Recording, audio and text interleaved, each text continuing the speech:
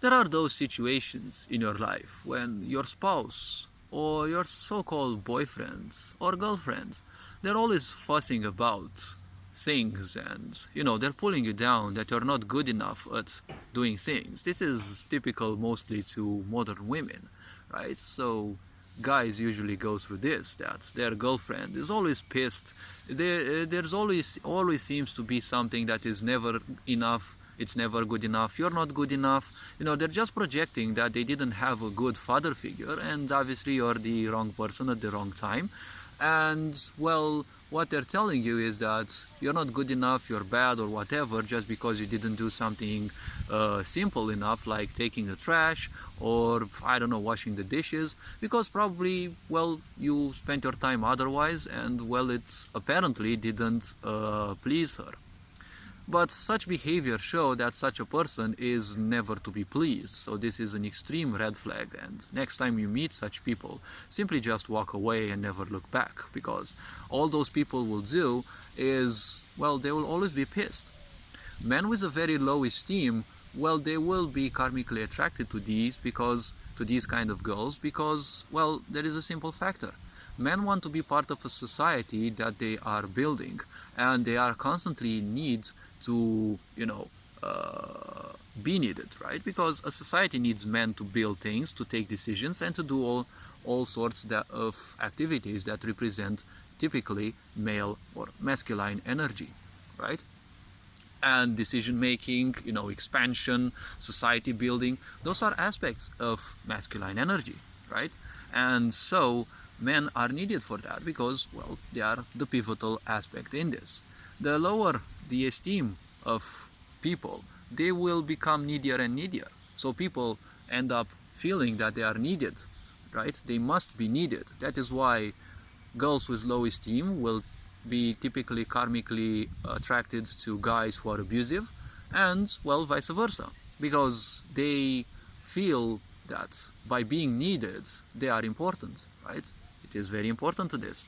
Girls will be typically attracted to abusive guys who beat them or do all sorts of bad things, because they are feeling, in a way, mothering, right? By taking their punishment, they are feeling as if they are healing those, right? Because when it ends, it is an illusion that pops up. When they end doing their, destructive behavior, when guys abuse the girl feels that, well, the guy is now settled, so I have taken part of it in healing their wounds. But it's just a big lie. The wounds are still there, and, well, your staying there actually hurts them, because you're now an object on which they can actually go on, and they're actually investing in that misery instead of, curing it. But don't pull yourself down if you realize this, because they will be attracted to another girl who will probably do the same thing, right? There is a good and a bad in everything. So I don't want to spend hours, discussing on things, especially since people can't focus on a video that's probably longer than 5 or 6 minutes. Well, that's probably long enough as well. So to put it in a simple aspect, abusive spouses or, boyfriends, girlfriends, especially girlfriends, the modern women nowadays, apparently they don't have time to take the trash, but they have time to, or do something that you missed doing or you didn't care about doing, because, well, probably you're equally ignorant or somewhere around there. But you have to take into account the huge amount of effort that they're doing, because they're investing emotionally into pulling you down, into calling you bad names just because you didn't do something like take the trash, wash the dishes, walk the dog or something.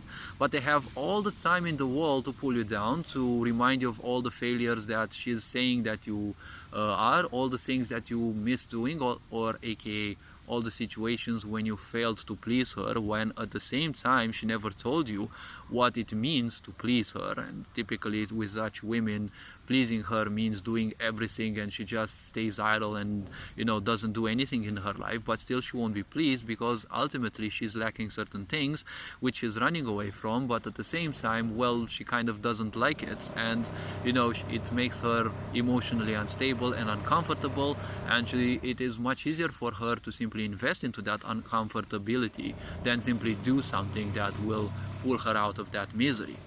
So she has all the time in the world to watch videos on TikTok or the such, even make videos of you and how bad you are, or make, opinion videos to her dumb friends.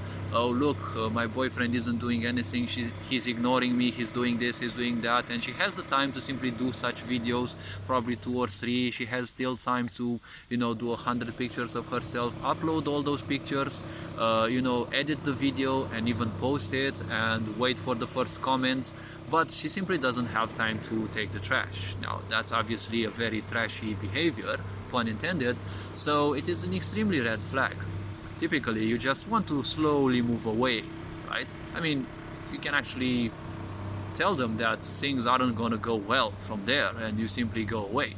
The only thing that will change is, well, the amount of videos, because probably she will feel bad and she won't do as many videos on her platforms, or she will do even more videos on her platform saying that your gender is such a douchebag and hating on that specific gender more and more, while being idiotic enough just because they didn't have a good father figure. Everyone in the whole world sucks, right?